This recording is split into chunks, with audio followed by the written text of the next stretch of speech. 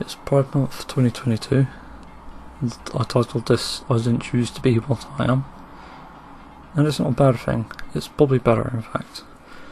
Considering it's Pride Month, I want to give my story on how I discovered I'm pansexual, and what led me to begin caring about LGBTQIA+ as a whole. Reading this off a script, by the way. This is as well as being more welcoming of it in forms of media. I don't know what I meant by that, okay? I did briefly read this, I swear. Some advice I have to give to younger audience here is to find online groups where you can ask about it with. If your school has a therapist or a LGBTQ+IA group, that's a good place to get advice and support too. Also, when I say LGBTQ+ in the video, it's because I'm trying to shorten saying it, the full name. Just to clarify, I refer to LGBTQIA+ when I say LGBT. I will mention, this first story has mentions of child sexuality, which is kind of a slippery slope, as in being a child with one. Common, but not something everyone needs to hear exactly, especially in my case. Before I start, I have to point out a common anti-LGBTQ argument. Religion. Religion doesn't, to my knowledge, make any arguments against LGBTQ+. There is no word from God that says it's wrong to be a homosexual, or wrong to be transgender or queer. For this reason, you have no basis for an argument if you are using religion as the argument, or a word of God. Even then, religion doesn't exactly have demonstrable evidence. If it can be proven, you could convince anyone of being anti-LGBTQ+, but so far, none have appeared. Another thing to mention is LGBTQ+ isn't a delusion or even mental illness, as its individual forms respectively. If it's so clearly a mental illness, explain the harm it causes towards others. Provide the evidence that makes it demonstrable mental illness. That's the only way you can convince a population that it is a mental illness. I've told you what to do, go do it. If you don't come up with anything, you don't have demonstrable evidence. And remember this, people. LGBTQ+ included, empathy is a powerful tool. Once you see through another being's eyes, feel through another being's body, hearing, taste, or smell, through anyone's body, another being, only then can you understand what they're going through. Trans rights are human rights. LGBTQ+ is here to stay. Finally, in this long intro, if you are LGBTQ+, remember you're not alone. Whether you're hearing this or not, we stand with you and for you. I know people who do as well, same for black rights, same for veganism.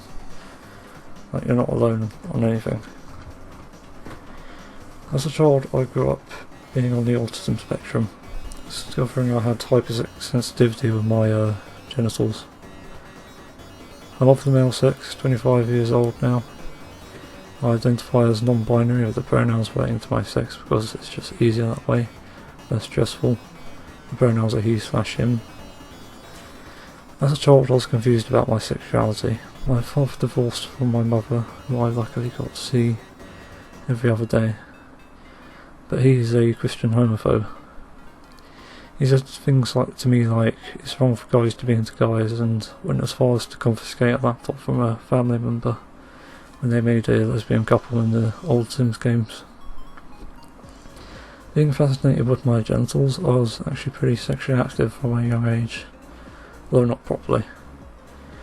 I wanted to find ways to feel as good as possible. I didn't discover what until I was a teenager. I never lost my virginity, sadly, to this day, though I would love to. What I didn't know was that I was attracted to boys as well as girls. Because I was growing up in the early 2000s and not every school in the UK was secular at that point. Mine wasn't, but is now, as I've heard from people I know. I didn't know what LGBTQ+ was until way later in my life. I used to have pretty arousing dreams about male friends and even fantasise about some in my early teens. What confused me growing up was what my father said about homosexual people, saying that it's wrong to be in love with another, wrong to marry them. So that left me confused and ended up making me hide my sexuality. That was until late 2013 when I just finished school and started going to college. Wait, that was almost 10 years ago? Wow. Time flies by. Anyway, I was scared of God and the idea of hell, so I never talked about my sexuality. My school sadly was also not secular when I was a teenager. Secondary school, primary school was as well, and that's the one I was referring to earlier, just to clarify. So I ended up never knowing about my sexuality, and never knew about the lacking evidence of God either. My sexuality grew, and I grew some preferences for other things, some which now I should say are maybe not so favourable. And the thing is, it's a development like every other thing. You grow a preference, you don't artificially decide that you want it.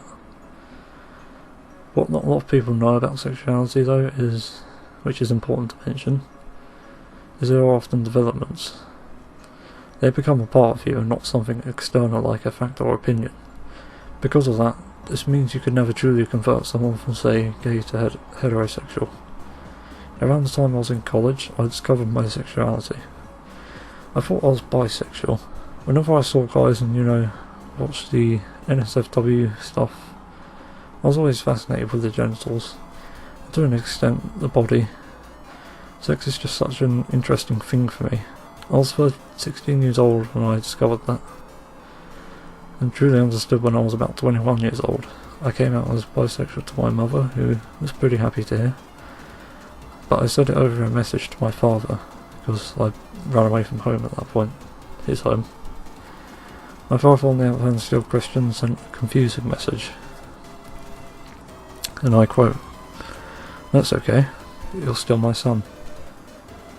Later I realised he was a physical abuser and mental abuser in my childhood, along with my stepmother, so I've ceased contact with them both completely, for now.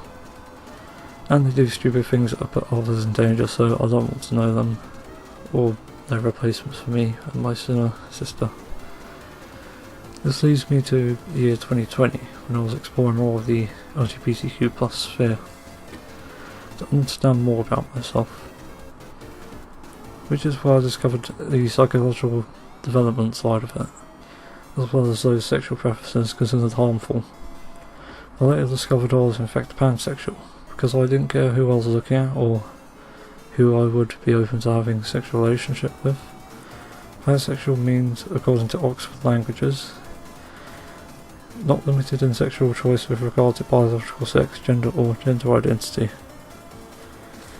Given I have watched and enjoyed a lot of NSFW, of people who look feminine but have male genitalia, I think this makes sense. I don't think sex is a taboo thing, by the way. I will say that I have more of a bias towards women, but I think that means I'm more open to the possibility of male interactions if the occasion rises. The issue is, I have a body preference too, of those who look cuter and chubbier and smaller in some ways. The other thing is, I can only really love someone, at least as a friend, because I don't like being in romantic relationships, for being them, for believing the things that I agree with or like. LGBTQ plus is about love too. I don't know if I wrote this here. I don't think I did. I don't like relationships because they end up creating weird paranoias for me. I just can't handle the pressure, and I'd just rather at this point know someone as a friend and not feel like they have a obligation to be with me all the time or part of my life, becoming one or something, things like that. I'd rather it's a friend that I can express love to, because that seems a bit more, I don't know what the term is, loose but in a good way, beneficial I guess, friends or benefits. Anyway, back to the script. Sometimes people don't understand what it feels like, but it is simple really. What you see in your preference is what I can see for everyone. Just a different mix of features. If you're heterosexual, you like the way a woman looks, for example. For me, I like how almost anyone looks. I see what you see in women, but for others, regardless of sex or gender. Whether that's curves or size, it varies. Now on to a bit more of the dark stuff. People are definitely condemning of LGBT+. I'll leave out the T because it's a later topic. There is sadly a lot of condemnation around the world still, which is depressing. The US is trying to reinstate anti-LGBTQ+ laws as of this video, which I'm unsure why. I'll repeat what I said in another post. The only way we should be making laws is through demonstrable evidence with good methodology, I should add, for a greater good and a lesser evil. Meaning, if there's proof, like say using this hypothetical I made up, that gay marriage is undeniably harmful to gay people and those around them, like say self-harm or death, then it should be banned. That's me being unbiased here, for the record. That's a hypothetical situation which, if it were true, that would be the right thing to do to make it illegal. Because there isn't evidence of that, to my knowledge, there is no reason to ban LGBTQ+ anywhere in the world. It isn't harming anyone else, and people can't change who they are. That we know for a fact. Anyone denying it should be taken out of politics for good. But that is the dark thing about it. In some countries you can be punished by conversion therapy, imprisonment or death for being LGBTQ+. It's morbid, but it leaves me grateful for the things that we have, things like the internet and real life groups for that. For all the bad shit the internet does, there are definitely good resources within it. I've personally found it helpful for educating myself, meeting people and getting advice, even helping me deal with anger problems in the case of video games. Then there's the transgender side. I'm gonna admit, the only thing I'm slightly confused about with LGBTQ+ is why transgender people are categorised in it. I can see the argument that maybe sexual preference is correlated, like being gay with gender dysphoria as a cis male. But then, why is it not just LGBTQ+? Did I say that right? LGBTQ+? Without the T. But here's an argument that essentially explains why it's there. I figured this out myself, by the way, so it could be wrong. All LGBTQ+ relates to sexuality, sex, and gender. There you go. In 8 words. I could be wrong, but that's just how I see it at the moment, with my understanding of it. There's also the point that we're all in the minority here, and marginalised. There is an argument that debunks transphobes as well as trans skeptics. Those who date them, that is. If they look like a said sex, sound like a said sex, feel like a said sex, then they probably are that sex. An example, if a trans man sounds like a man, would I put that twice? Feels like a man and looks like a man. They probably are a man. A male, whatever term you use. Also, I am for, I forget the name, transition therapy, gender reassignment, surgery. I'm for all that in children. There's evidence that suggests that not getting treatment early will result in bigger mental health problems later on, as well as a distorted view of oneself because of, growing up a certain sex and only later trying to look like someone else, a different sex. But you still kind of look different because you didn't get the therapy early on. It's complicated. I won't pretend I know it all. The same with the study, whether that's even a good methodology or not. And neither should the critics. Just don't pretend. And the point is, from what I've heard, the evidence is strongly leaning towards yes, it's fine. Trans children may not be able to consent, but that's why we do what's in their best interests. Right. Answer honestly now, please. that question specifically. Trans rights are human rights again. I want to give a shout out to a Disney show called The Owl House, who recently impressed me with the lesbian and non-binary representation. There might be more. I'm unsure if there is a trans character. Still, it beats Harry Potter and the turf who wrote that. The Owl House is great thanks to Dana Terrace and the crew behind her with her in front of her. I don't know if that's true. But whoever made that show, it's all their credit. It's certainly one of the best kid shows I've ever seen. And it brought a few tears to my eye because of the beautiful representation of personality and sexuality, as well as gender, as well as strong messages. My favourite message was widows need to stick together. I'll flash on screen the best moments of kids television I've ever seen. Spoiler for season 2 episode 20. 3, 2, 1.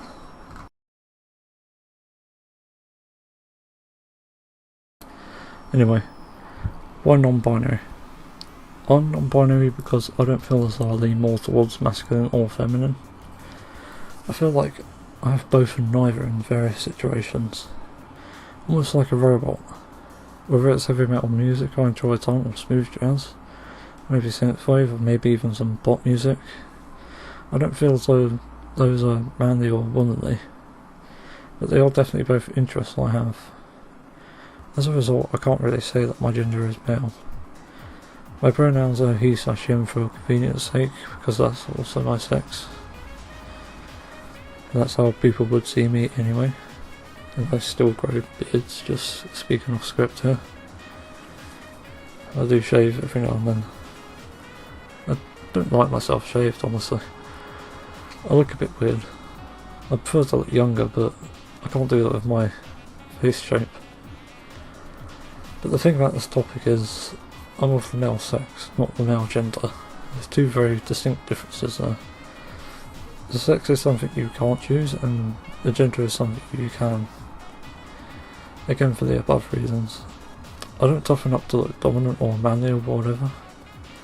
I'll toughen up purely for a objective reason, like for example, I'm exercising every day. My arms are stronger and the stamina is better. I do that for health reasons, and to look good. But I don't do it to impress or look manly. Chances are, as I still am, I'm slightly scared by lightning and loud noises. Though part of that might be my autism and sensory issues. Can I be considered either if I'm doing that with a six-pack? Not really. I don't actually have a six-pack, but no, still don't. But I'm working towards one, maybe in the future. Also, I don't really want to transition my body to someone who looks more non-binary, for lack of a better term. More neutral, I guess.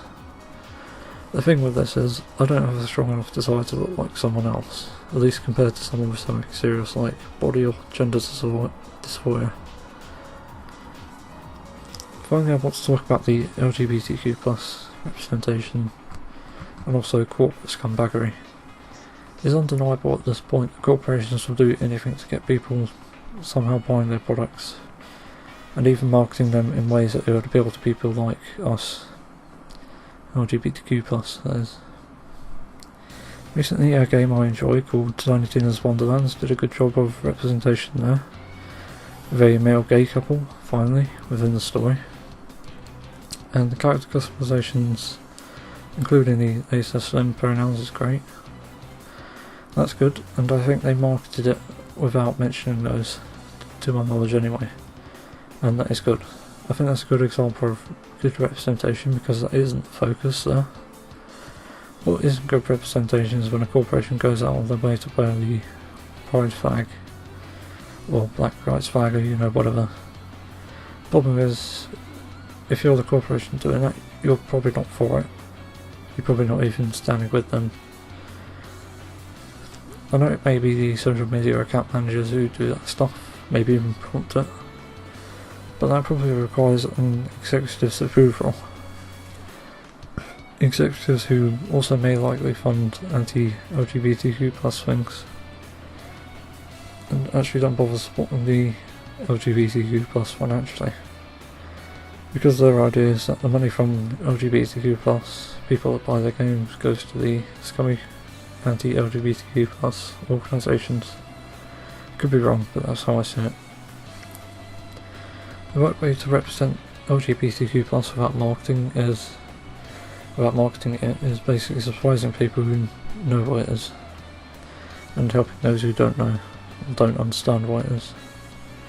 I like what World of Warcraft did with a character called Pelagos in, sadly, the Shadowlands expansion, one of the worst received expansions. Pelagos, I think, had a gender dysphoria, or at least body dysphoria. I don't know what the term is, sorry. He was able to get his male body in the afterlife, which I think was awesome. But Cyberpunk did it okay for the sexuality side of things and the Respawn trans character. But no gay relationships or anything like that. I like Undertale and DELTARUNE's representation of LGBTQ+. I think DELTARUNE maybe has it. Alphys and Undyne are in it, who are lesbian. But they're basically lesbian. Well, why did I say that twice? But the playable characters, I think, are gender fluid, which is good. Really, that's the way to do it. And I love how cute and fluffy Ralsei is. Oh my god, if you hurt him, I'll... in media like TV, like I think Game of Thrones did it somewhat well. Not the best, because it was focused on the sexual side of it, but still. I love the lines that the characters delivered on that topic.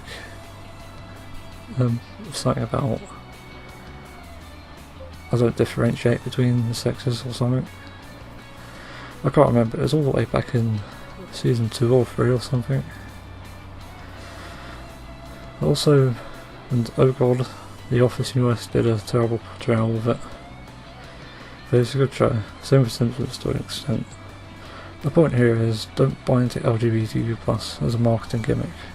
Never do that.